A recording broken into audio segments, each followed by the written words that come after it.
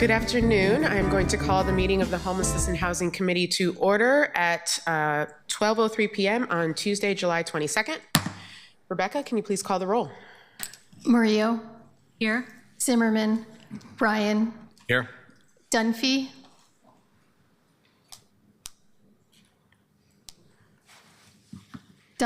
Councillor Dunphy. Here.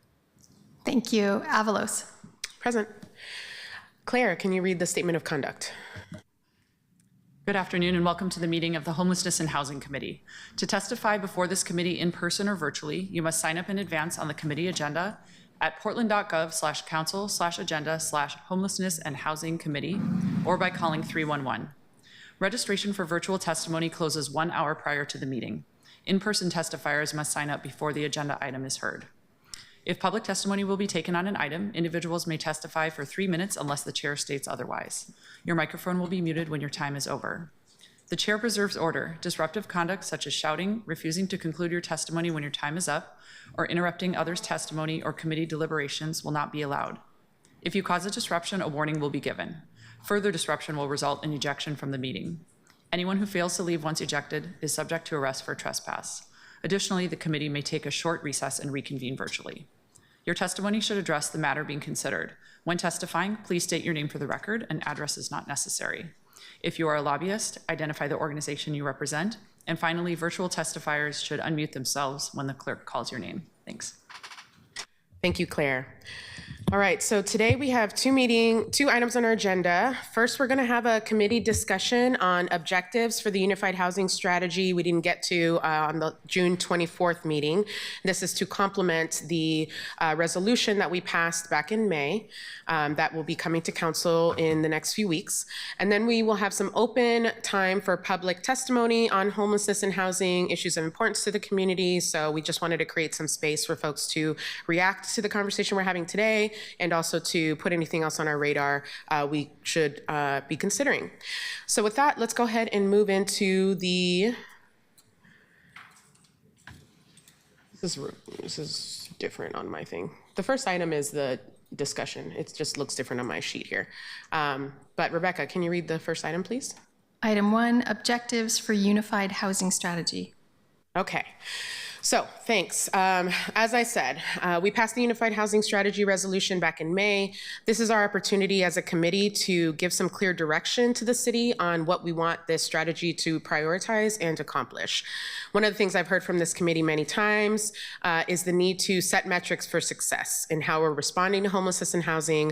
And that pairs with something else I hear a lot from the group is that we need to take specific action and not just keep planning to plan. And so now that we've come to an agreement on developing a unified housing strategy, this is the perfect moment for us to provide input on what we want that strategy to deliver. The draft objectives that we're going to be looking at today were developed in conversation between my office and Housing Bureau staff, but this is just a starting point for us to start to shape together. But a note on the approach. So today, there are lots of ways that we could define success. And we could start by locking in specific targets and numbers now, or we can take an iterative approach, starting with a high-level direction and then letting the city staff come back to us in December with a detailed draft that has the metrics, the timelines, and the resource asks attached. So I have opted for this iterative approach because I think it gives us a chance to push even harder on the numbers later once we know what's possible, once we are clear on what additional resources or policy changes might help us to go even further. So today I'm hoping that we have a robust discussion about whether these draft objectives reflect the outcomes that we want to see, what might be missing, what needs refining, so that we can continue to prepare amendments to the resolution if necessary before they come to the council, and ideally attach this as an exhibit so that once it passes full council, the city will have a roadmap for what we are expecting for them to bring back to us in December.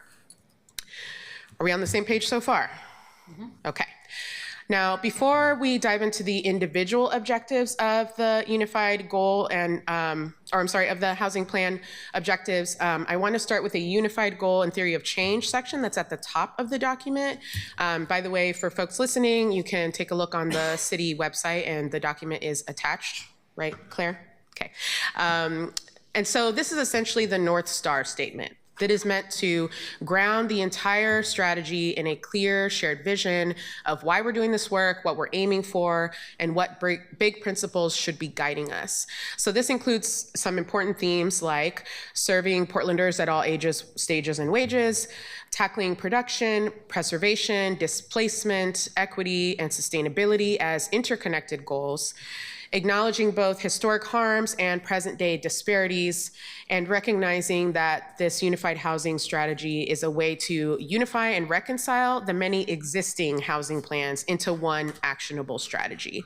As we have been moving into this new form of government and are trying to break through the silos, this is our chance to help the bureaus that all touch different aspects of homelessness and housing to unite all of their ideas and plans and visions into one goal that will be at the direction of the council. So what I'm asking us to do here today is not wordsmithing, but instead I want to know, does this feel like the right vision to ground the unified housing strategy? Are there major ideas, values, or priorities that are missing from this? Do we feel that we've given the city staff the right charge and accountability frame to guide their work? Oh, no worries. And then the way that I'll lead this first discussions, I'll just preface with the kind of prompts that I will be guiding us through, and we'll just let the conversation flow naturally. But I'm looking for what is resonating most for you in this theory of change. Is there anything big that you think is missing or that we need to include to reflect this committee's values and priorities that we want to communicate back to the executive branch and to the bureaus? And then do we feel that this gives the right high-level direction to staff as they begin to draft the plan? And then I'll just preview that once we get through this first section, when we go into the more specific goals, we'll talk about, are we naming the right goals? Are we clear about why this goal matters? And are we setting the right foundation for everything else? So are we clear on that, on those instructions so far? All right, so. Point of order, go ahead, yeah. Thank you, Chair. I do appreciate everything that you're raising today. I just want a point of order of we passed the resolution and then sorry, but we've been through a lot. It didn't go to the full council yet, did it? Not yet. Okay. Yeah, it's so coming we're soon. Between those two places. And then after that, it'll actually then go to the mayor and Michael Jordan and the enterprise. And then they're coming back with a report on December 1st. Correct. So today is what? It's to fine tune what we've already passed or just have dialogue about what we've passed before it went to the full council? No, so what we're doing today, so the resolution, right, was like the charge, but it wasn't super specific on what we were hoping to get out of the final product. And so we worked with the Housing Bureau to develop some big picture objectives of, so that we say, okay, when you're developing this, we want to see the housing production goals. We want to have a minimum standard for this, or here are the metrics we want to use. So that draft that I sent out is just our first draft of it, because I didn't want us to come in starting from scratch. And so this is our chance to talk about that draft, react to it, see if that's giving the right direction. And my goal is that this will become an exhibit that will be attached to the resolution, so that once we pass and the resolution says you are now charged to go do these things, and then here's the frame that the committee has said are the goals that we want you to accomplish. Okay, so when we bring the resolution to the full council, there'll be more clarity about what direction we're giving to the bureaus. So that once we pass and the resolution says you are now charged. We're having a technical moment, huh? Yeah. It's like those echoes on your phone. Yeah, and that, I need to talk to Council President about how we might have that discussion at the full council, because ideally, the issue of housing and homelessness is it goes beyond just our interests as this committee. And so it's possible that we could have some more discussion at council too on refining those objectives, because what I just want us to do is for us as the council to give clear direction to the staff of what we're expecting. Yeah, we're looking at each other right now. I think what we're missing is that work session vibe, which this kind of has, where we're not actually at the dais like this formally, but we're at tables like having conversations. So that's what this meeting is. Correct. Okay, got it. Yeah. Thanks. So there's no voting today. It's correct. All right. It's thinking out loud about Thinking out loud. Okay. Yeah. Thinking out loud, and then that's why we also added some public testimony so that people could react to us as well. That probably is the most important part. Yeah. Yeah. It is the most important part. All right. Sounds good. Now I know what we're doing today. Okay. It's just a little murky.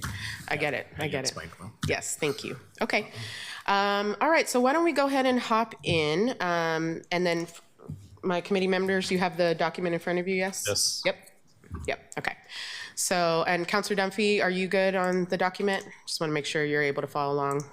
Yep, I got it in front of me. Thank you.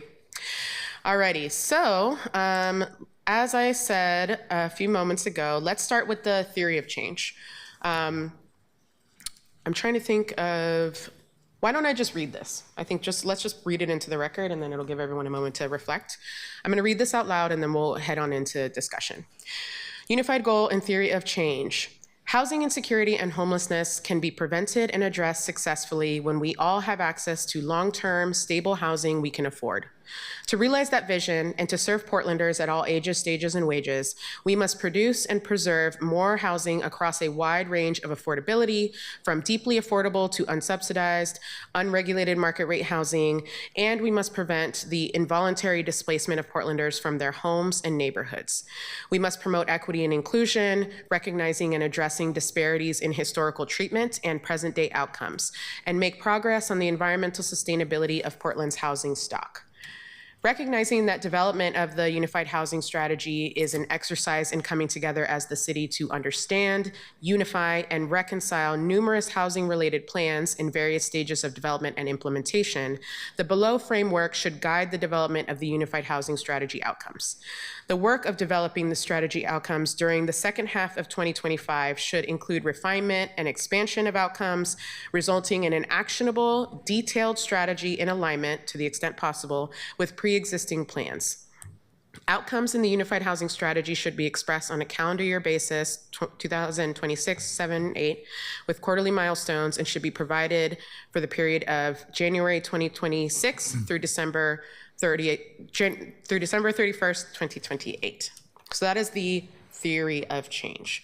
So I'm going to pause there, let people marinate on that, and then my first prompt is, how is this landing? How does this sound? Is it missing something? You want to go ahead and start us off? Yeah, I just have a question, right? A language question. Okay. When you use the language unregulated market rate housing, explain that. The term unregulated. Yeah.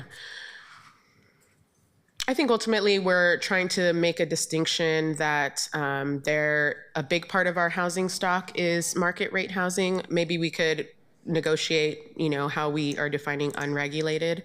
But I think ultimately it's just trying to make a distinction between affordable housing, subsidized housing, and basic market rate housing. I would suggest that we take that word out. Here's why. I think if you asked any builder, they would say our market's pretty regulated. Like, they have a lot of regulations to go through to build housing, which is what we hear. Their complaints are it's hard to pencil things out because of that. So I think that word would be a trigger that's unnecessary. Okay, I can accept that. Anyone else have thoughts on that?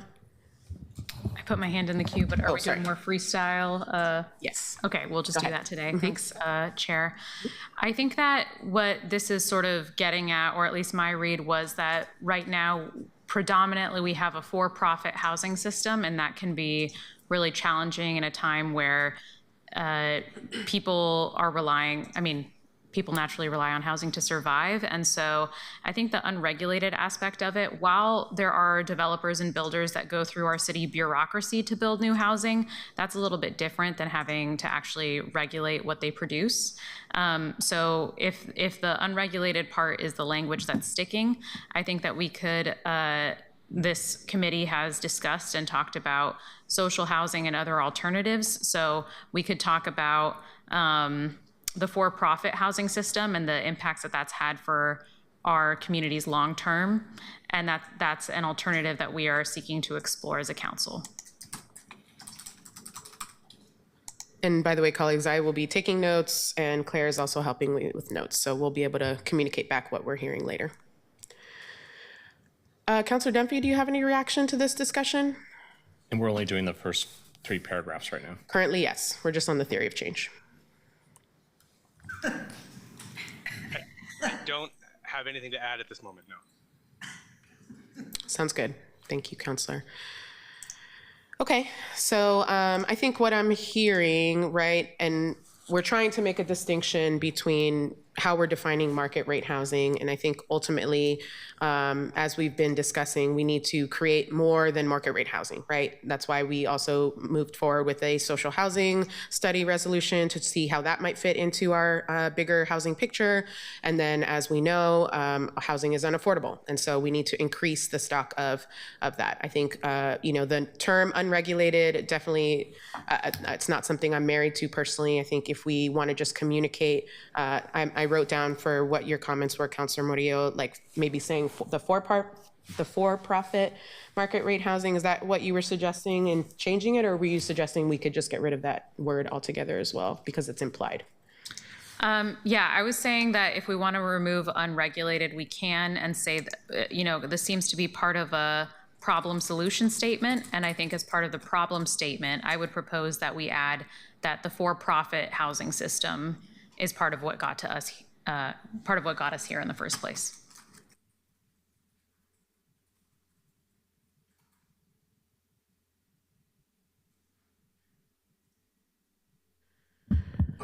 Okay. And shocking. We don't we don't agree on that language, but that's okay. I'm probably outnumbered here, but I would just say take out the word unregulated, and it makes sense. We can massage what that looks like. I think we ultimately what we're saying is market rate housing is something that is dependent on profit. Would you agree to that? I would agree that people in the private sector have to have it pencil out so they can pay their employees and make some profit, yes. Okay.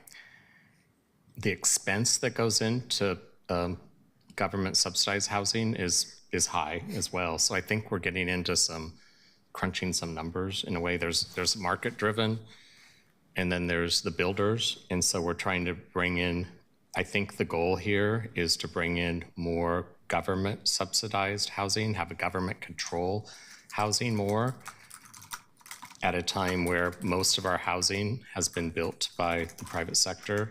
I get that that's what the dialogue is about right now. I also think that we need the builders of housing on the market side, on the private sector side, to be included in this journey that we're on, because they have the skill sets to build. And unfortunately, we haven't built enough over the last 30 years, which is one reason we're in this predicament where cities that have built housing are seeing rents decrease right now. So our supply issue is a big issue. And it's the fact that we haven't built enough housing, period, to be the challenge. That wasn't all to be a part of this. I was just trying to bring context to why this conversation is a bit nuanced. Absolutely, and apologies for my delay as I take notes. Okay, I think I've captured some good notes on there. We can massage the language to explain the intent. Sounds like we agree in general that there's market rate is as a bucket, and that there are these other buckets. So maybe we could be more specific about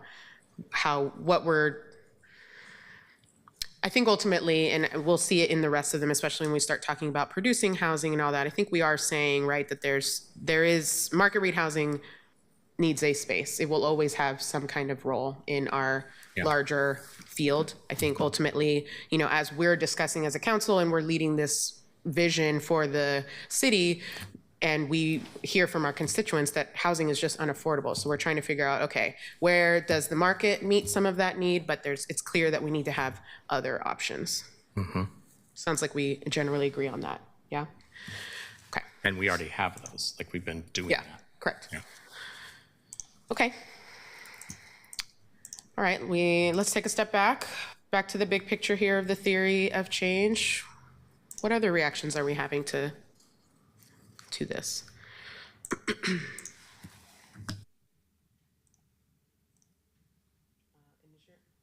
Is your hand up from before, or did you want to jump in? Legacy hand, I can Okay.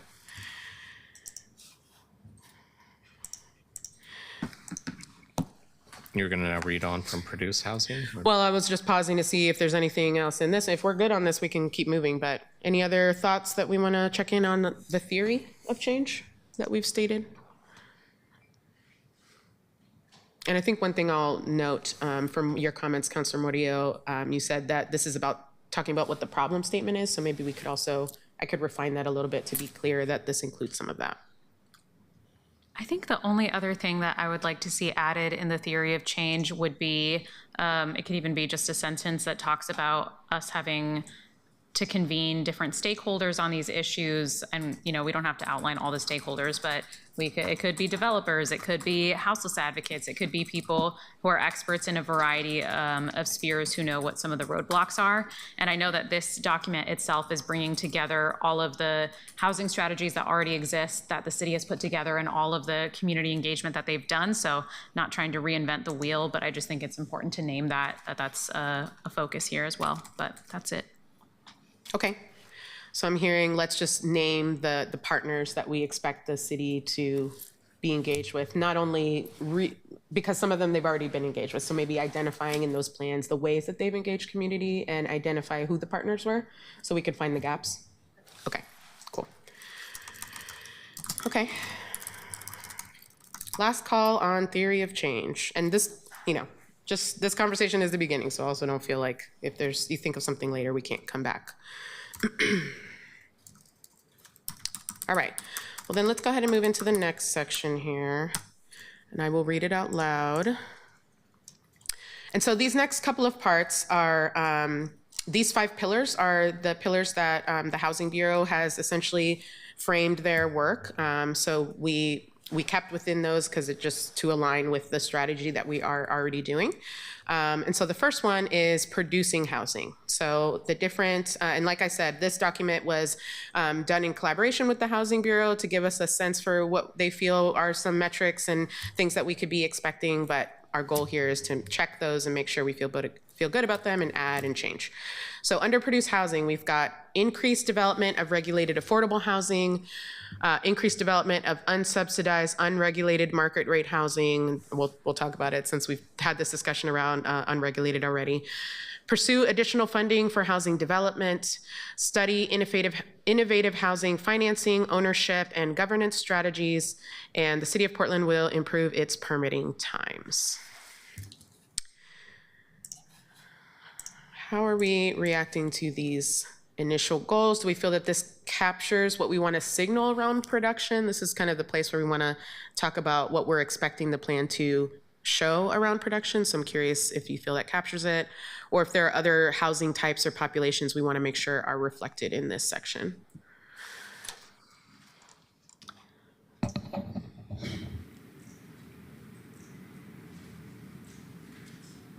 I guess I'm not sure how specific we want to be. I think the line study innovative housing financing, ownership, and governance strategies maybe covers it. I was thinking of land trusts being explicitly named here maybe. I know we've talked about social housing, exploring that more. I think it'd be good to have that explicitly named since we've passed some of those policies already to be explored in the housing studies. But if that's covered under that bullet point and we don't want it to be too granular, I'm completely fine with that. No, I think that's helpful. I would agree with adding a little bit more, especially because we already passed the social housing one, so why not name it? So I'm supportive of that update.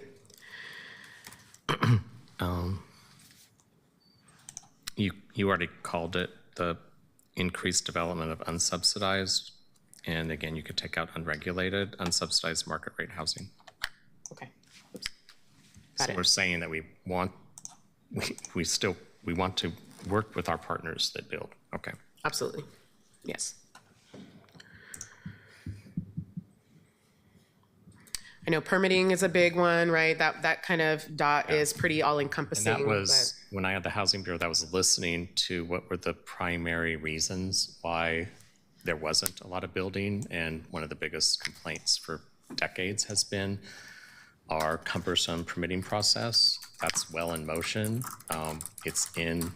I think what we need to do is not mess with that, but support it, support the leaders in that world led by Donnie Oliveira and his team, and not futz with it. Like, let the people on the ground that are doing this hard work come and share with us how the progress is going, and not mandate yet another disruption on top of that. like, we have to play things out to see if they actually work. Yeah. And there are metrics tied into that one.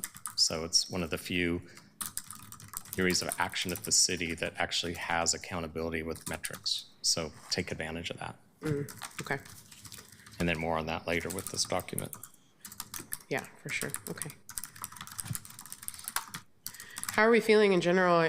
And we're going to have also permitting and development come to the next meeting to talk to us a little bit more, but I feel like the dashboard that they've been rolling out has been helpful. Like, is that what you're saying? You know, they've kind of got a plan, right? We worked on creating this new bureau. They're set in motion. They're only a year old. So we just want to communicate that we want them on that same path. Yeah, 3 years went into making them who they are, and now they're in the implementation phase. So in the check-ins that we talk about in here and that you mentioned at the start of this meeting, that should be included in some quarterly or at least twice a year updates. Okay.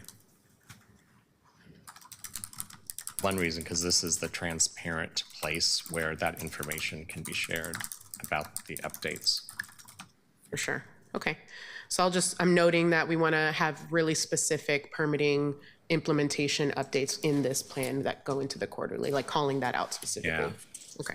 And then with metrics around that produced housing, I mean, I would say the short-term thing that just happened was that we voted on last week. The mayor led the effort about not having any SDC fees.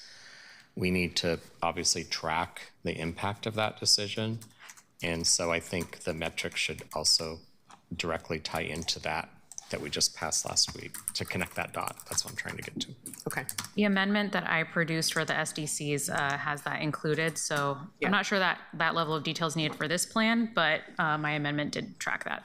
But this is exactly, I'm glad why you brought that up, because we pass these things and then you're like, that's how it starts to look like there's not one unified action. It's, I think, no fault to most, this is all there, and I appreciate the effort to bring it all together, but just how quickly it can start to go into different segments.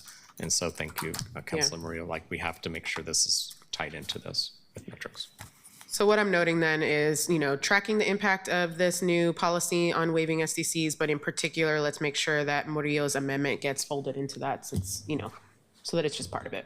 Does that sound right? Yeah, and I think my amendment specifically had requested reports that will be written and sent to us, but we could have people present it at the housing committee. I think I was trying to save us some time by having it be a written report, but we can, you know, do summaries of that on the public record. It could be an and, like, we get the details, but do the digestible version so the public knows that action that we took last week is having an impact or not. We don't know until we see the data. So, yeah. Okay, sounds good. Definitely will add some of that. And I think in general, you know, when we drafted this, we hadn't passed that SDC Right, policy. exactly. So we want to make sure that that's That's why I captured here. wanted to squeeze it in. Yeah, no, that's smart. Thank you. Okay. Anything else on this front of producing housing? You know, I feel like there should be something in here about striving for continual system improvement or something like that. Like, a lot of the situations is permitting times, but a lot of it also is conflicting permits, or conflicting regulations, and some of our timelines are based off of just bad systems. And for example, you know, a permit in the city of Portland requires 8 different people to touch it, at least, and a permit in the city of Gresham requires 2 people to touch it. So I think being a little more explicit about striving for system improvement might be helpful, just as a growth goal. Well, of course, but that will come across in the data, the metrics that we have. And also the whole idea was to go from the 8 handoffs to much fewer. And that's why the bureaus were condensed and unified. So if we see, Councilor Dunphy, that there's still 8 handoffs, then that's our opportunity to say the implementation of this system isn't what we thought, because it was supposed to not have as many handoffs. That was the whole reason why we took out of the 8 bureau silos and put it into the unified system of permitting. My point was less about the bureaucracy of the city and more about the fact that we are talking about underproducing housing. We're talking about permitting times, whereas I think that talking about the actual conflicting codes and regulations are not necessarily, they're time bound and they lead to long times, but I think that it's a separate conversation to talk about questioning our systems and questioning our regulations and thinking about those things. Well, you can stop me when you want, because I know way too many details on this. I don't want to go down a rabbit hole. It's actually the code clutter that has caused a lot of these challenges. The city council for decades has passed more and more codes, but we haven't looked at what codes probably could be replaced because of those passage. So we put it on the customer, if you will, to become skilled at navigating all those codes. And then we don't always have unified practices amongst those doing permitting on how they read the different codes. So you could be working with one person guiding you and then say they have something happen and they're gone and the new person reads it a whole different way. So we're trying to take all of that out and make it a lot more clear to the customer with less clutter. So all those things have to be worked on simultaneously, which is why I think we really benefit from an update from that team. Okay, thank you. I think I captured all of that. Anything else under the section of housing production that we feel we need to call out?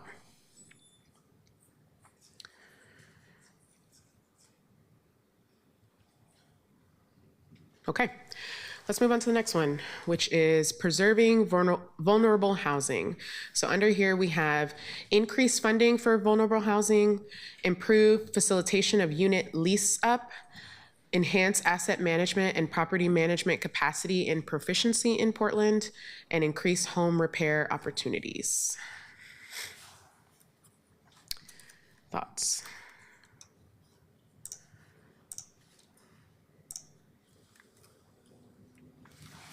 I know what the word preserve means and I know what the word vulnerable means, but when you put those together, can you please define it for me? You know, this was some of the things that I was talking about back in the budget season when I was concerned that we were going to lose housing in the North and Northeast preference policy. And some of these dots here are referencing that, just the issues with leasing up, issues with property management, and the ability to keep those units filled. And ultimately, so this is just talking about how we're protecting housing that is, you know, designated affordable. So I think that's what I'm speaking to. So it's preserving affordable housing? Okay. What? And I guess when I say vulnerable, I mean like the affordable housing that can go offline. So that's what, so like vulnerable is like, it's vulnerable because we're not able to keep it affordable. If it helps, Councillor Ryan, we can just make it say preserve vulnerable affordable housing. I think this is just talking about some of the that happened during the budget session when we were talking about Northeast housing that was about to basically take hundreds of units off the market because during the pandemic they didn't have funding coming in, a lot of issues happened, and we were about to lose hundreds of affordable housing units. So I think that's the type of thing that this is getting at, and I'm sure we will inevitably see more of that coming down in the years to come, especially with the federal government cutting a lot of dollars to our housing bureau with regards to affordable housing. And if we lose that affordable housing, we will absolutely see a spike in homelessness again. So yeah, I'm down to change the language to say preserve vulnerable affordable housing. Thank you, noted. And I'll put that in the top and in the first dot.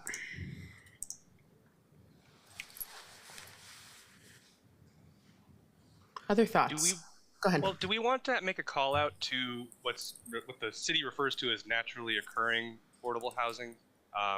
Meaning some of the houses that, you know, especially older adults are able to live in, but are not specifically subsidized, but put something a little bit more explicit about identifying where naturally occurring affordable housing stock exists or something along those lines. Okay.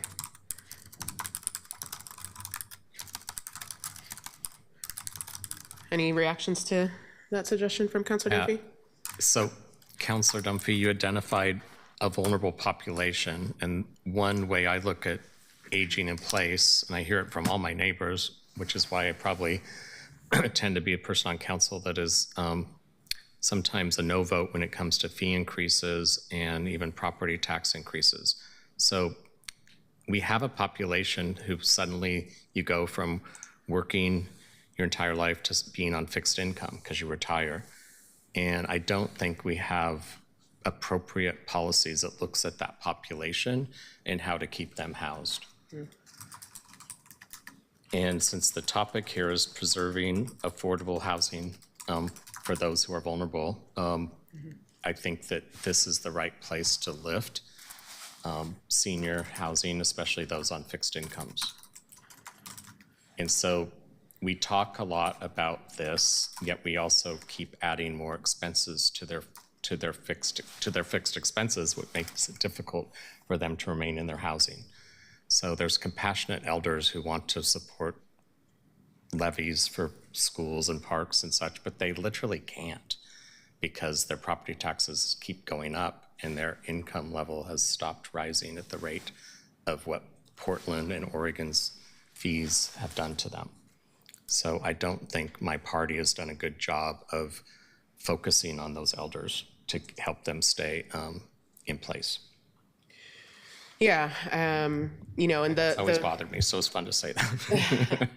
well, this is the place to say it. I think, as we know, the fastest growing population of homeless folks are elders, folks that are over age 65 for this exact reason. So I definitely think that's a newer conversation that is coming more to light, as you're saying, and how people are struggling on those fixed incomes. Well, maybe it's not newer, but No, I just mean it's of all of us up here, I'm pretty close to this. I understand the issue. Sure. And like there was a nuance at the Pride Parade. I'm with Cascade AIDS Project. I'll just tell a little story on this. So I'm a part of a long-term survivor group, people that have had HIV for 40 plus years. And we thought we would be dead. Like everyone thought we'd be dead. So you didn't save from the ages of 20 to 40, even if you're pretty fiscally responsible like I tend to be, because why do that when you know you're not going to use it? And this story is a true story. And it's thousands and thousands of people nationally and even locally. And so are we going to have some targeted campaigns to help those audiences? And they tend to be white gay men, predominantly over 60, that experienced the, our Vietnam War was especially in the 80s, I went to funerals every week. And so we just thought we'd be one of them. And now we're still here. And we didn't do a very good job of preserving our retirement. So there's targeted audiences like that I hope that we take time to study and then partner with groups like Cascades AIDS Project to help lift them when we do go back to the voters for some special vulnerable groups that sometimes go hidden when we have these conversations. I really like that, and I feel like we could add that into the equity and inclusion portion of this. Did I get off too soon here? No, you're good. No, you were just thinking ahead. It's good. Yeah. I think the word vulnerable in this category, but yes, I wasn't sure when I started. I just want to give a story that illustrates where we have to go deep and understand from community what that looks like and not assume that we know. Yeah, and I think it's important to tell those stories because ultimately what I feel is that we need to be, whatever our plan is for the kinds of housing that we build, they need to actually be responsive to what people really need, right? If we're just saying just build and just, have no parameters for who we're building it for, what they might specifically need, then that's what I'm hoping we're trying to address by giving these specific targets and making sure that we're calling out populations that we're doing. We're taking the time to assess what their unique needs might be in our housing crisis. So yeah, I think that definitely could fall under that category as well, as Council Murillo said. So I'll make a note of that. Anything else on this front for preserving affordable housing? I have, maybe this is a broader question because I know that this document is primarily focused on building and producing housing. I do wonder if there's a place here, or if we're going to do that separately, to talk about a shelter to housing continuum. That might be too much for this space. I want to acknowledge that. But I think also I'm thinking about, some of our shelter spaces that are closing as we're trying to open new ones. I don't know where all of that fits into this, and maybe it doesn't, but just wanted to flag that as something I'm thinking of as I'm going through the document. No, that's helpful, and I agree with you. And I don't know where it exactly fits, but that's okay because I think it should be in here. So let me add a note. Maybe it could be under preventing displacement, or maybe that could be. I could even see that honestly being a part of the theory of change. That the goal of this is to be able to give us a plan that helps us unpack what the full spectrum of shelter to housing is. So maybe we could add it in the theory a bit, but I could also see it being under preventing displacement. I think in general, though, agree that it needs to be in here somewhere. Do folks have reactions to that?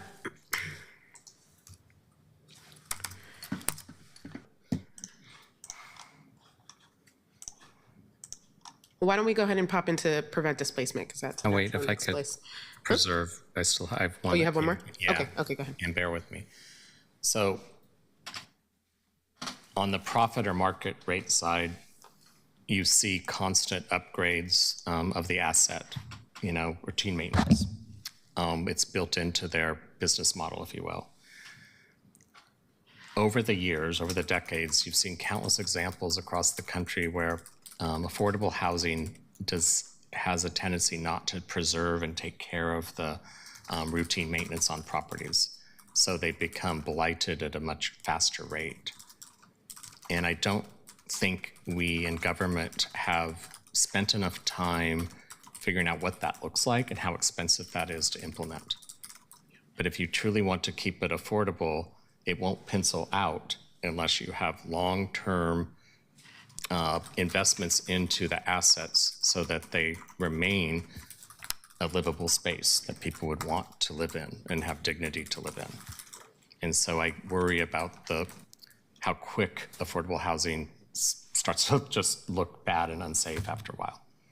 And so I want to make sure that we don't have our blinders on there, but we see that at the front end, because I've now been around long enough to see countless examples of that across the country.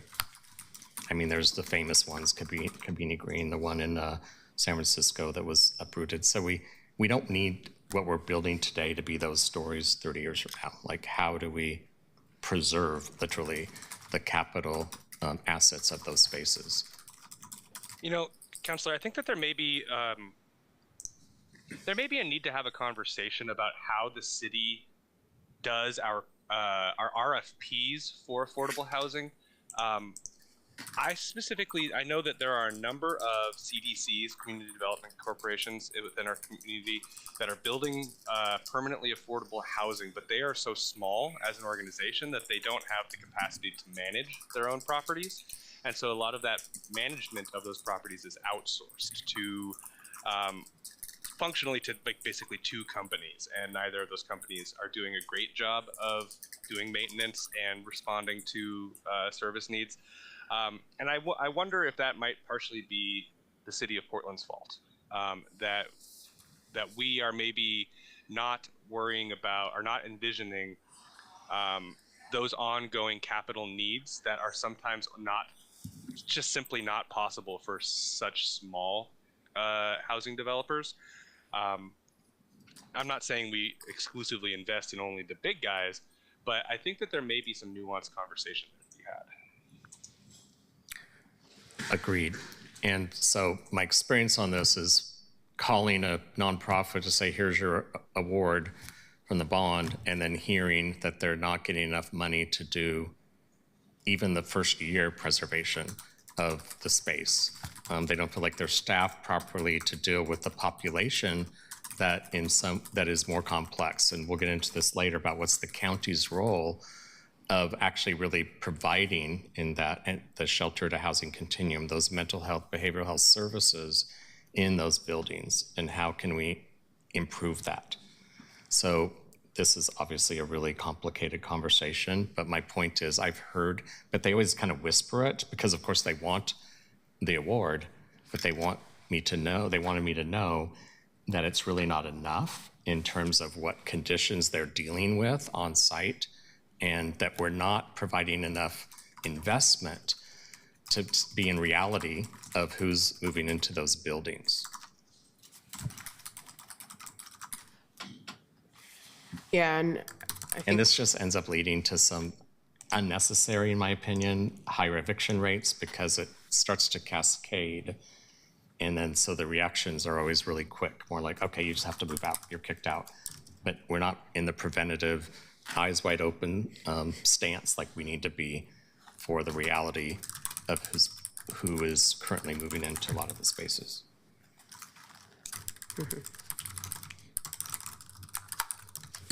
Yeah, I definitely hear a lot from folks that they, in general, just get the minimum resource to start something, but not enough to maintain. And I think it's our responsibility to assess the true value and cost of these projects. I don't think we're providing enough training for what they really have to deal with, enough accountability about how to then manage that. I think that build it and put people in is the easy part. It's just so much more complicated than that. And in the profit market side, you usually don't have people with as many needs as you would in those that are subsidized for various reasons. There's no shame here, but we have to acknowledge it, know who it is, know who your population is, and then provide services so that they can be restored and the buildings can be restored. Like, it's more expensive than government leads on. Like, the capital is just some of it, but it's the operational expenses to run these facilities that I don't think we are providing enough support for. Agree. Yeah, and this dot here, enhance asset management and property management capacity and proficiency in Portland. I think that's definitely why, Housing Bureau staff called that out specifically, because I know I've heard these same things in particular around property management. That's just such a, like we say, the groups don't have the capacity to do their own, and the lack of good property management is leading to, the buildings getting into disrepair and dealing with, eviction issues. And I think I've heard a call from some nonprofit builders for some help in assessing how we could, is there a solution that the city should do on that? Do we need to just do more, training and have more ability to train a larger body of property managers? I don't know what the answer is, but, and I've heard also from some nonprofits who are trying to start their own property management businesses to go alongside their affordable housing. So definitely think it's a conversation we need to keep having as it relates to if once we start, hopefully, building some social housing, taking on more assets, that this is an important need. So yeah, and this will definitely, in my opinion, will require us to have some pretty detailed meetings with the county on role clarity. Okay.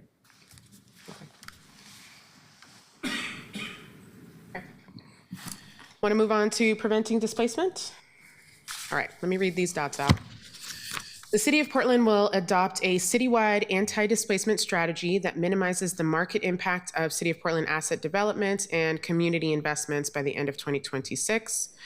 And then these next couple have some unidentified metrics that we'll want to work with the city on, but we want to increase the homelessness focused outcomes. We want to have some high level ECDEV and homelessness outcomes, increasing the number of households served by eviction legal defense, evaluate gaps in landlord tenant policy in Portland, making recommendations. So as you see, this section includes a lot of like the tenant related things. So I'd love to see if there's other areas that we want to talk about, especially as we're talking about this shelter to housing continuum.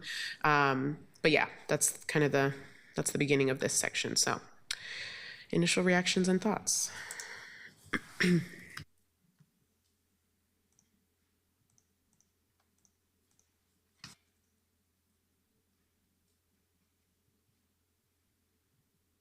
Well, do we want to make a specific reference to the anti-displacement action plan? I think that's what it's called. I know the past city councils have done a lot of explicit work on improving a framework for anti-displacement. So do we want to make that as a specific call out in this? Yeah, I mean, definitely we can name out the building belonging. That's kind of the umbrella one that we're using, and different bureaus have taken it on in different ways, but I think the city's trying to all kind of unite around that strategy. So I can name that specifically for sure. I like anytime we can name something that we being the collective, we have already done a lot of work on. And I think that's sort of ultimately your point of this whole endeavor, is to say that a lot of good work has already been done. Let's call it out and not reinvent the wheel. Agree. Good flag. Noted.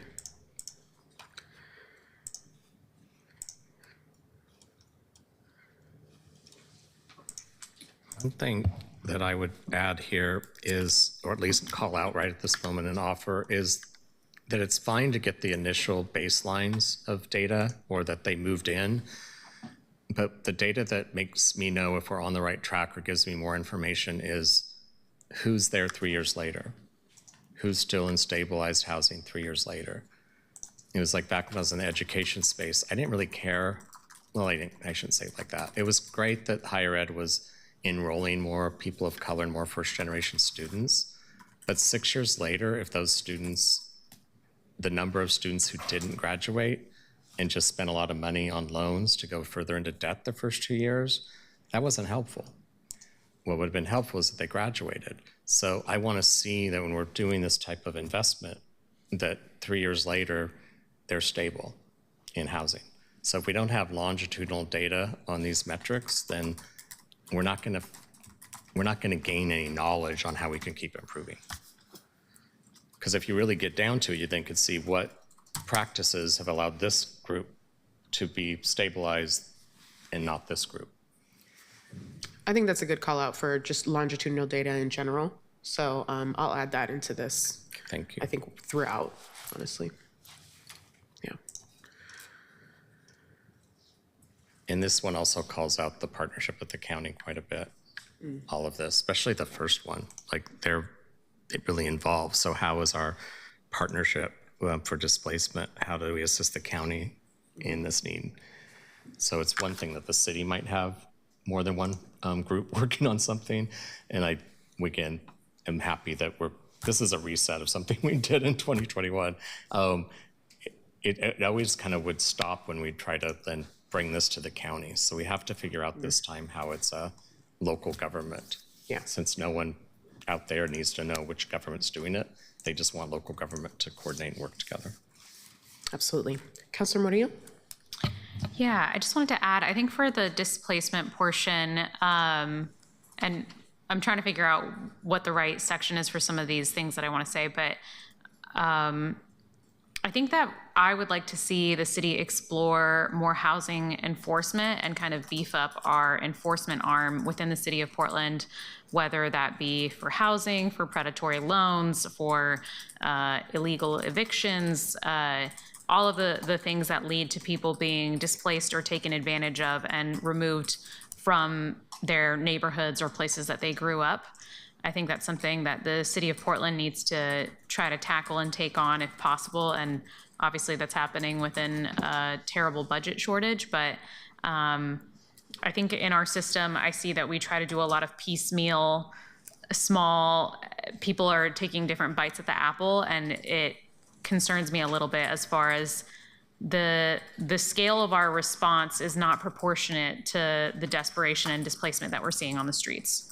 So I'm very interested in what the city can do to beef up our enforcement arm. And I think that could live within the displacement aspect of this because that's such a large part of why people get moved out of their neighborhoods. Thank you. Yeah, love that. I think that is a very important section or part of the displacement strategy that we're seeing. We're analyzing what are the things that displace people and where's our role in preventing those things. And definitely, I think we have, and this is part of it too, right? Like what are all the strategies we're already using? Let's make sure that there's a one-stop shop. I think that would be cool in general. All right, noted. Councilor Dunphy, you have anything to weigh in here? Nothing new at this point. All righty. Go for it. I think there's factors on why people struggle with life and housing, and they're usually in the categories of mental health and behavioral health. And shockingly, I'm bringing this up yet again, but if we don't track that type of data and show like how we're working with that population. This is where the counties is the mental health and behavioral health leader in local government, and clearly we're failing miserably for some time.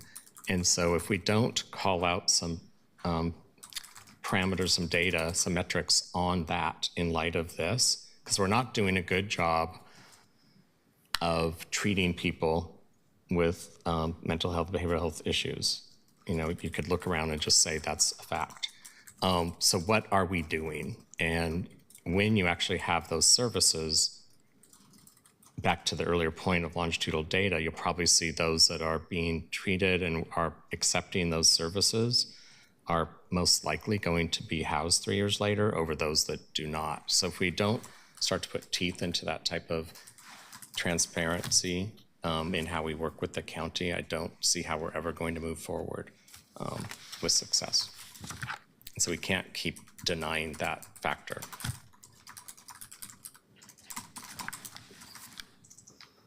All right, thank you, Counselor. I got that down. As I speak for my 3 siblings who died young deaths because they had mental health issues that were untreated. So when you look at why people die young, it's often connected to that. And our society is very shy for some reason because of the stigma of mental health to just call it out and do something about it. Mm-hmm. Absolutely. I still have 4 other siblings for those who are watching. There's a lot of siblings. We're all in 12-step programs. Life. Hard to pivot from that, but It's called reality. yeah. Anything else on displacement, or can we move on to equity and inclusion? Let me go ahead and read these and I have some thoughts. So under promote equity and inclusion, the City of Portland will improve housing stability and access outcomes for Black, Brown, Latina, seniors, and single mothers, support lease-up in the North and Northeast preference policy properties, assess viability of preference policy for other geographies. I think the elephant in the room, right, is that we're having a struggle right now with our federal government and being able to provide these, equity-minded outcomes. And I think I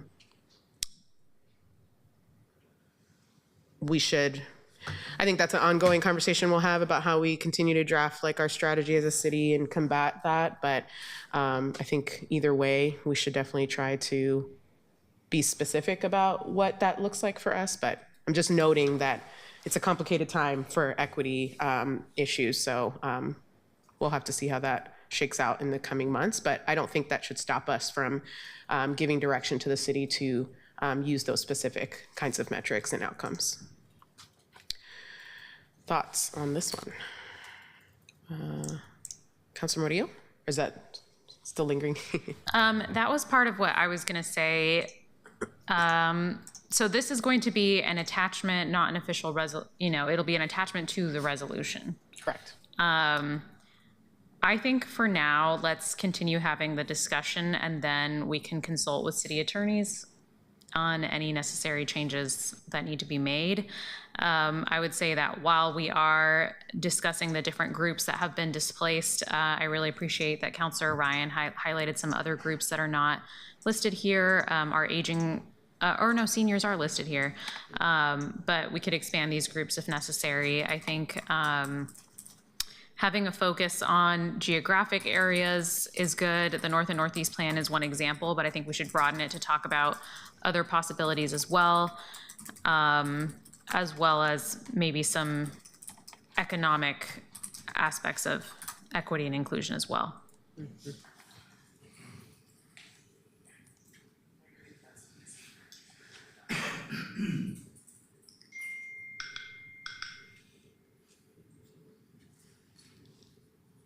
I appreciate that you brought up elephant in the room. And what we're really trying to do is build generational wealth for those to buy homes. And then we're trying to provide stability for vulnerable populations. So when I think of what we're promoting here, it's that. So I'm just giving some other language. Okay. that doesn't sugarcoat, but actually gets pretty darn direct about what we're doing. Yeah.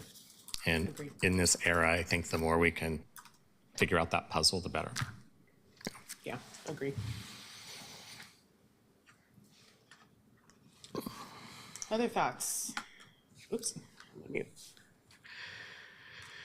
Any other thoughts on this one? So when you wrote down geographies, were you thinking like East Portland? When I was overseeing North and Northeast, that's all I could think about, and that was 4 years ago. So Yeah, I mean, I think definitely East Portland is a geography that would need special attention. I think this section here speaks to what we've already been talking about as we've been, dealing with all the discussions around equity of if we can do like we did with the North and Northeast preference policy and be geographically specific, that helps us avoid the legal complications, but it still is targeted to the outcomes we're seeking. So I think this point here is just about seeing if we can replicate that policy. I think East Portland is a obvious place, but not the only place for sure. back when I was in the equity space daily, it was always focused on how to get people by age 24 to be economically and socially mobile by the age 24, 25. And it was always connected to having job skills, credentials, and then on a financial literacy to help encourage investments into being a home buyer, homeowner, because all data suggests then you'll have a very financially stable life. And so that was the way to build generational wealth, and we tracked it with data. So I think the city's side of doing that for generational wealth is definitely around home ownership. And that's why the North-Northeast strategy was something that a lot of us supported for years now.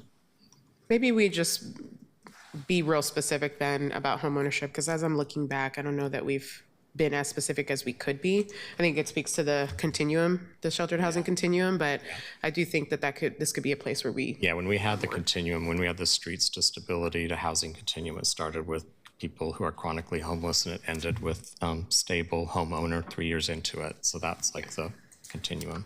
Okay. And like everything in life, it's not linear, but there's this, but eventually you try to trend towards that. Yeah, absolutely. And big success of government is assisting people to get towards that. Then you have more revenue coming in and you're not providing as much. True. Yeah. Okay. We'll definitely be more specific about that. Let's go ahead and get into the last one here, which is progress environmental sustainability. So we have explore mass timber as a housing and economic development tool for Portland, increase energy efficiency and renewables in new and existing housing. As the Climate Committee co-chair, I gotta speak up. Let's hear it. Yeah, thank you for adding this section. This is great. I'm glad that we're thinking about this as we're thinking about expanding housing in the city.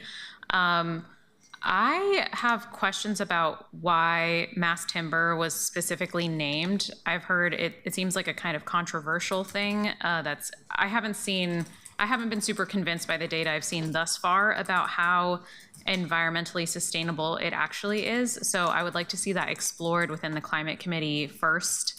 I'm not saying hard no to it. I would just like to see it explored if it's going to be listed here. I would also like to add that, we know that carbon emissions are one of the top reasons why we're facing this environmental crisis. And I would like to see us explore transit-oriented housing developments. So I know that TriMet and other agencies have talked about building housing along transit corridors and increasing proximity to those resources so that people transition into using transit more than driving individual vehicles. I'd like to see that explored in this as well. Absolutely. And noted about mass timber, maybe let's get some more information about that, because, this was developed with the housing team. So I assume that they've been talking about that, but I too don't know the full benefits of that. So yeah, maybe we could do a briefing on that too. I'd be curious. Yeah, I appreciate that you called that out. I've been around long enough to remember spotted owl controversy. So it's like I had a reaction, like, could we spend more time on what this really means?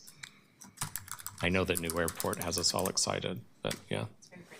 You know that what? What'd you say? Our airport is beautiful. Everyone knows that, and right, like it wins awards, and they used mass timber. So I wonder if we're just all saying that because, like, I just need to know more on what that means. Yeah, Councilor Dunphy, wasn't that new housing development that we went to the opening, wasn't that mass timber as well? Yeah, absolutely. It's at the corner of 90th and Stark, I think. It was a fully affordable housing with radiant heat installed, and the whole building was made out of mass cross-laminated timber. Which my understanding is specifically that while I don't personally, I like to preserve as many trees as we can. My understanding is that the amount of emissions that go into steel and concrete production is why mass timber is the better environmentally sound option there. But I'm not a scientist, so I don't know details. I think we're getting at a bigger picture topic, and maybe that's a way we could explore that. Adopting preferred like building materials and construction methods, and adopting subsidies to promote net zero sustainable building. So we're trying to get to the net zero goal, and then what does that look like? And I think we need to listen to the experts to get into that. Yeah, agree. Okay, I like that. And maybe the mass timber was an example as opposed to like the thing. The only thing. Yeah. Yeah. I like that of adopting preferred building materials. I think that's a good area I would to just like explore. to have that conversation, and yeah. Agree. Okay. And transportation and buildings are the two biggest emitters of greenhouse gases. So we definitely want to have a good understanding of what are we, when we're building, that we're mitigating those issues. All right, any other thoughts on sustainability section? I just want to thank the public for allowing us to think out loud. Don't hold it against us. We're just trying to get to the right place. And with that, you have to think out loud. So thank you. No, this was a great exercise, and I took some good notes, and my plan is to update this and reflect it, send it back out, and then, like I said, by the time it comes to the council meeting, that we can add it as an exhibit, and I'll talk to council president about maybe we can have a little bit of this discussion there. That could be useful. You know we will. Well, okay, sure. Maybe no choice. People want to talk. Stop it. We can have an intentional discussion is what I mean. All right, well, that is the whole section. I guess last call on any other final thoughts on this document. Chair, I just want to thank you for your leadership on this and pushing this forward. This is great. Absolutely. Thank you, Councilor. All right, friends. Well, then let's go ahead and jump into our last agenda item, which is public testimony. Hold on, let me get my script back up here. All right, Rebecca, can you please read that next item? Item 2, homelessness and housing community feedback. All righty. So we are wanting to get some feedback about, definitely I'm curious if folks have responses to the conversation we just had, but we just want to encourage folks to continue to share their ideas and their concerns and priorities with us as we move this work forward. And I am trying to help us, create spaces like this in committees so that people can see how we're thinking and that we're thinking out loud so that folks can respond to that. So Rebecca, how many people do we have signed up? We have 4 people signed up. All right, let's go ahead and we'll do 3 minutes for each testifier. Go ahead and call up the first person. Ray Bodwell.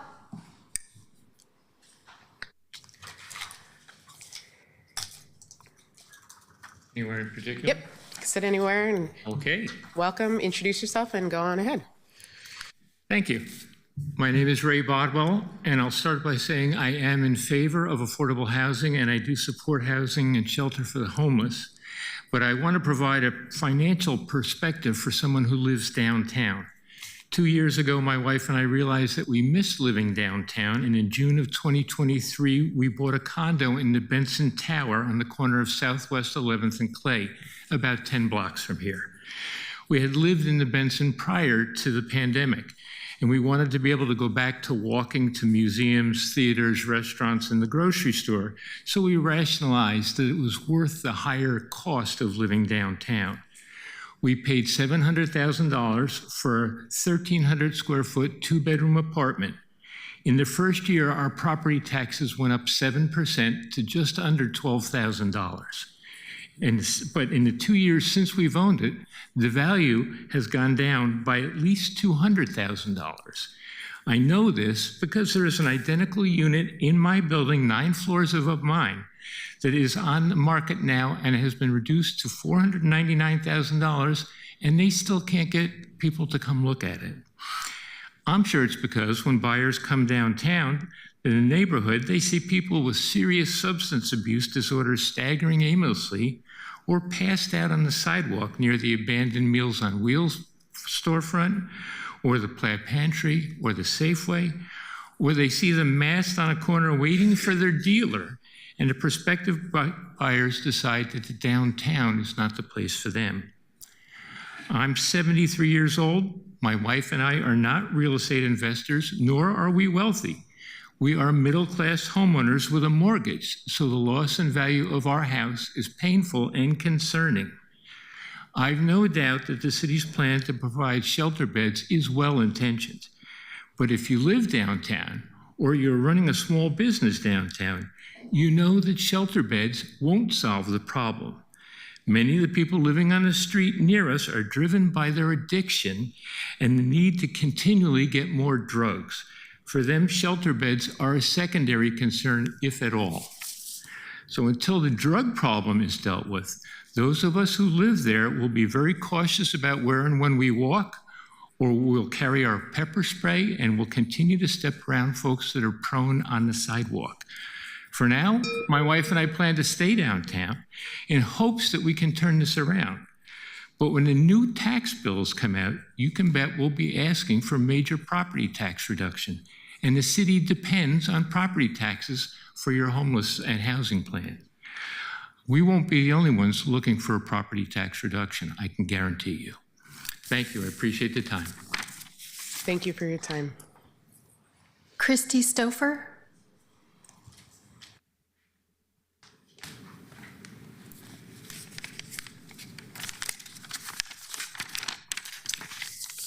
Good afternoon. My name is Christy Stauffer. I live at 7075 Northeast Haslow with my husband, son, and my stepson.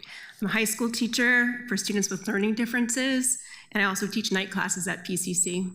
I've lived in Portland for 18 years and in the city for 11, and my current home for 5. And our neighborhood is about halfway between Halsey and Gleason in District 3. It's in the Montevilla area. I'd like to share 3 experiences from this summer.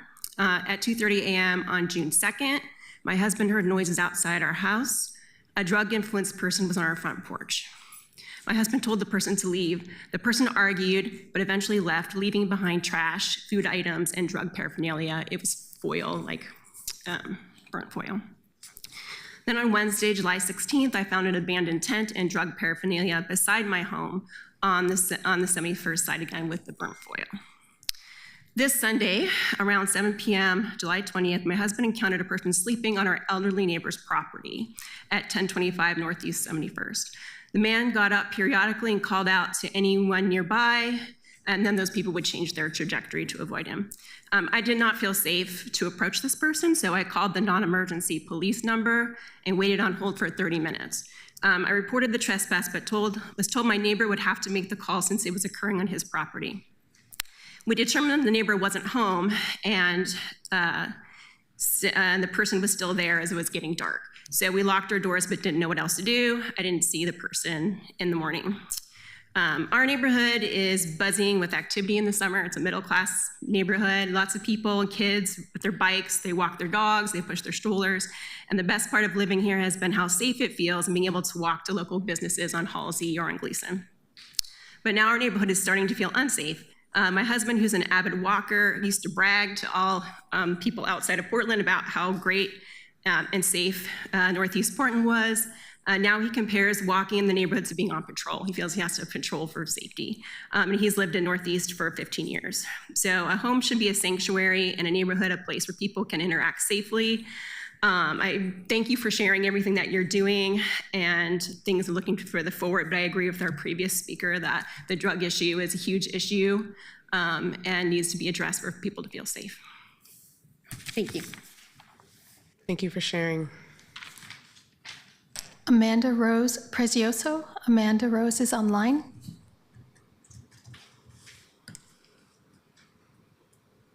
Hi, Hi, I'm Amanda Rose Prezioso. I'm a licensed clinical social worker. I've worked as a Title 19 Medicaid case manager. I've worked as a therapist in home. I have done outreach on the streets for people. And I'm going to echo what Councilor Ryan was saying. Thank you, Councilor Ryan, for seniors and people with disabilities. I want to really emphasize that because and I've been working in this field for the last 10 years, and I'm here today, and I'm a full-time mom, so I apologize if my child's in the background. I might have to go early, but they are unable to pay the cost of living, as we know. So one, home share. I know you all brought this up in the budget season. The mayor has brought it up. I have been working with it, talking about it. Home share, the barrier with home share is people have a lot of stuff they need help with organization, but I really want to emphasize like a matchmaking. And I know Councilor Ryan, you had mentioned it in one of the meetings with your mother, and it's like, yes, I know. And churches, we got to lean on churches and other nonprofits thinking about ways to better match people together. So when we talk about producing housing, I'm like, opening up more rooms in people's houses, maybe helping, and what needs to happen with people in aging place is wheelchair accessibility, handrails, right? We think of developers, I think about bathroom design. We have to think about the design between the toilet and the shower, right? When they get up and they need help, we have to think about caregivers. We want to age in place. It's about caregiving services. And I don't know if you're all familiar with the caregiving services available. It is a nightmare. And we are at a huge shortage of caregivers. And I want to think about home repairs, right? When we talk about home repairs, also accommodations, right? Wheelchair. If you're going to have people open up their houses, and specifically with older adults, we have to make it accessible and making it so homeowners can feel safe and secure with opening up because there's a high risk with bringing in someone who's older or someone with a disability.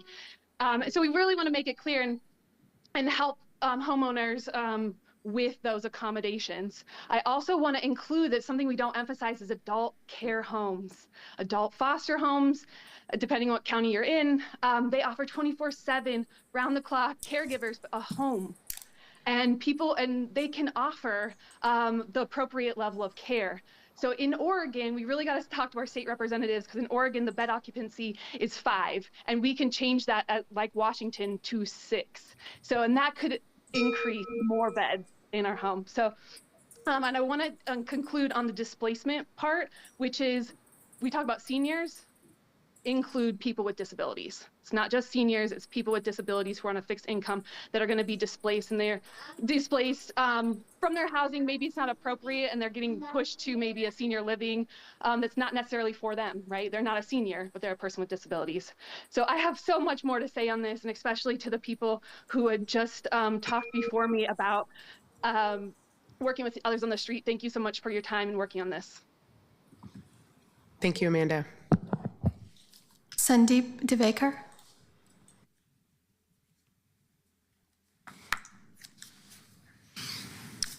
Good afternoon. Thank you for giving me the opportunity to speak to you folks. I'm a resident of downtown, and I'd like to remind the council once again, which I did last week, that there's a lot of people living in high-density housing in downtown.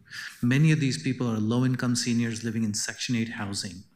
The reason why I'm here today is also to ask about what the city plans to do. There's about the homeless issues and the drug dealer issues and the drug addict issues in downtown. In the immediate neighborhood of the Safeway downtown, in the last 6 weeks, there's been 2 stabbings at the corner of Jefferson and 11th.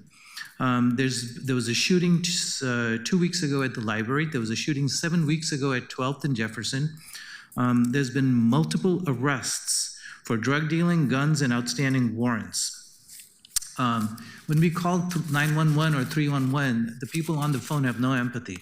Well, I called last week to report a large group of people that was on the corner of 11th and Market throwing things onto the streetcar tracks, running out into traffic very high.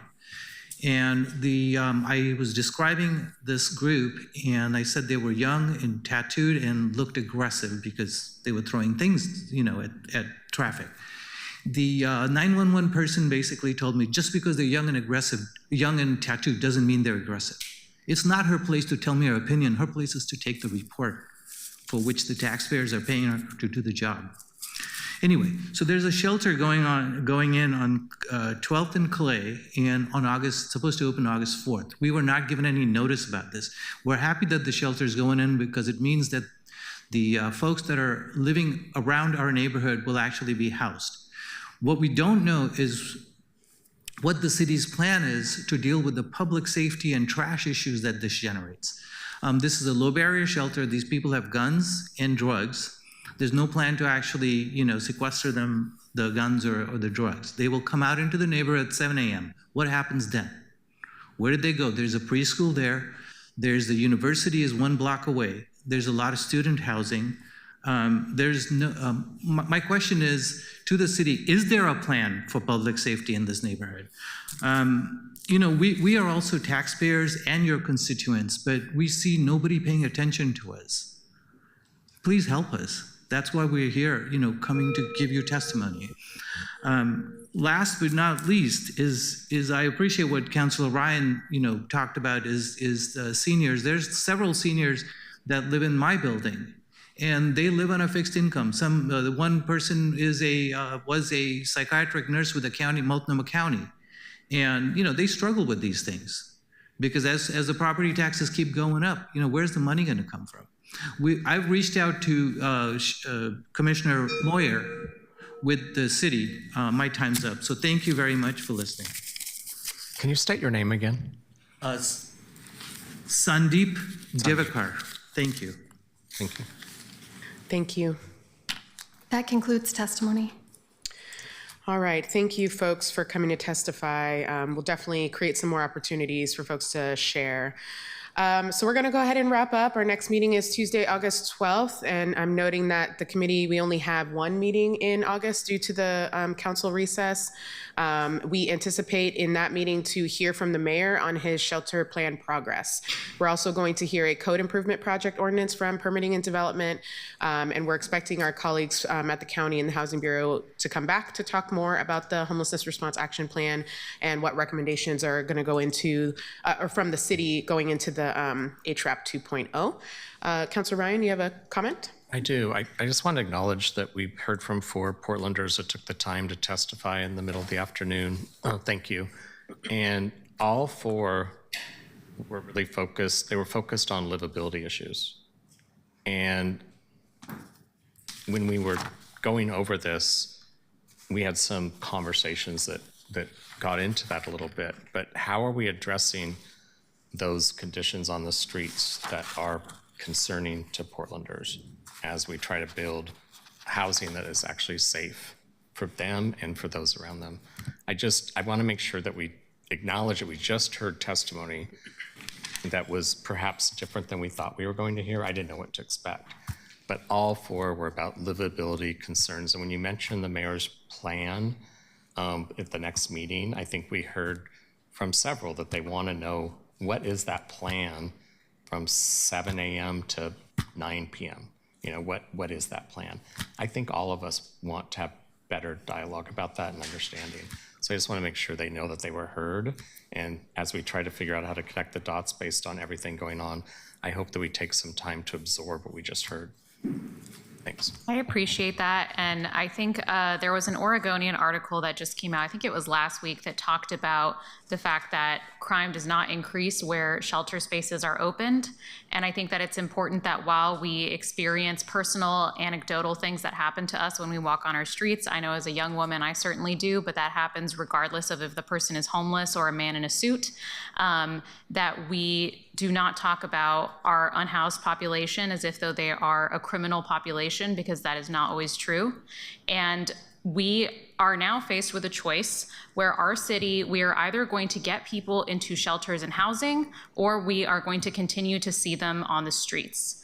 And so you cannot have your cake and eat it too. These are the hard choices that we are going to make in tandem with community. And I know that's a tough pill to swallow, but that is part of what we are facing right now. Because these unhoused people are not going to evaporate into thin air. They're going to continue to exist. They are going to continue to have these problems. If we don't do something about our affordability, we are going to continue to see people move onto our streets. And regardless of personal anecdotes as well, statistically, the #1 reason for people being unhoused is a lack of affordable housing in the United States of America. That is the #1 reason people are on our streets. So until we actually get to the meat and the heart of that, and until we are willing to make concessions and agreements together as a community, then we are not going to see this problem move forward. I just have to add on that it's an and. Yes, there's an affordable housing crisis, and there's a livability crisis on our streets, period. Both of those are true. When I took the lead to do something in 2021 and build the Safe Rest Villages, we ensured that we had enough staffing and wraparound services so that we kept those areas around the villages clean. In fact, we have people now in North Portland, out of North Portland, the Peninsula Crossing, they're upset that we closed the village because they appreciated that we were constantly cleaning up around the village, and the Peninsula Crossing Trail, which hadn't been used for 13 years, is finally being used by people in the St. John's community. It's an and so I don't want to dismiss anything we heard today, and I do think it's connected, and I think that, at least with my lived experience, those in my family that were on the streets had nothing to do with their education level. It had to do, or their job skills, because when they weren't high on drugs and when they were actually taking their mental health medicine, they were able to function in society, pay their rent, keep their marriage going. So this is complicated, it's messy, but we cannot deny the truth that both things are true. And we have a humanitarian crisis, and in the state of Oregon, it is largely fueled by the fact that we're basically last in every category around mental health and behavioral health, and we are not providing the services necessary to ever see that improve. And we cannot deny that reality. And I would add that with my actual lived experience of having been homeless on our streets, as someone who did not have any addiction issues, who was simply caught on the streets because of circumstances outside of my control and did not have money to suddenly pay for a deposit and first month rent and all those things to get back on my feet, who pushed my way through college for the entire year that I was unhoused until I got my community to come and step up and take me in, that affordability is a #1 reason why people are not getting off of the streets statistically and personally for me. And those Safe Rest Villages that were set up by you and Commissioner Joanne Hardesty, because she did help with one, that's true, thank you. Yeah, she did an immense amount of work to get those Safe Rest Villages set up. I agree that we should ask the mayor about his plan to make sure that those Safe Rest Villages or any new shelters that are coming up are being preserved, that we are doing community agreements, that things are staying clean. And I think that the public is at a crossroads where we have to acknowledge that there is going to be a give and take. You are either going to see people on the streets or you are going to see them in shelters and in housing. That is where we are at right now. Thank you. Counselor, I believe your lived experience. I just hope you continue to believe the experiences that people share here at these meetings. Yeah, I do believe the experiences of your siblings. I do believe that. And those that Thank you both. Obviously, we have very difficult discussions ahead, but I do think that we have a North Star we're all working towards, and let's keep focusing on that. With that, I will adjourn the meeting at 1:31 p.m. Thank you.